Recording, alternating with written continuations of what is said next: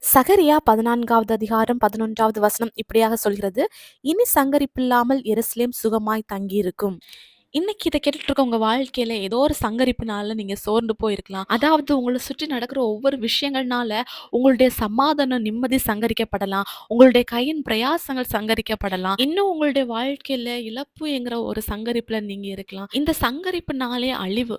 அதாவது உங்களுடைய வாழ்க்கையில நிம்மதி, சமாதானத்த கெடுக்கிறது மாதிரி எதெல்லாம் உங்களுக்கு காணப்படுதோ அதெல்லாமே இந்த சங்கரிப்பு தான். நீங்க வாழக்கூடாதபடிக்கு சத்துருவானவன் சில அழிவான காரியங்கள உங்க வாழ்க்கையில போடுறான். ஆனா நீங்க ஏசப்பாவுக்கு ரொம்ப பிரியமான பிள்ளைங்க. நீங்க வாழ்ந்திருக்கிறது தான் ஏசப்பா விரும்புறாங்க. அதனால தான் ஏசப்பா சொல்றாங்க, எருசலேம் சுகமாய் தங்கியிருக்கும் அப்படின்ட்டு. இனி உங்க வாழ்க்கையில எந்த சங்காரமும் இல்லாதபடிக்கு ஏசப்பாவ விசுவாசிக்கும்போது உங்க வாழ்க்கையில ஒரு சமாதானம், நிம்மதி எல்லாவற்றையும் தந்து நீங்க சுகமாய் தங்கியிருப்பீர்கள். ஏசப்பாவ விசுவாசிங்க. அவர மட்டுமே நீங்க பிடிச்சுக்கோங்க. அவர் உங்கள ஆசீர்வதிப்பார். இயேசு கிறிஸ்துவின் நாமத்தில் ஆமென்.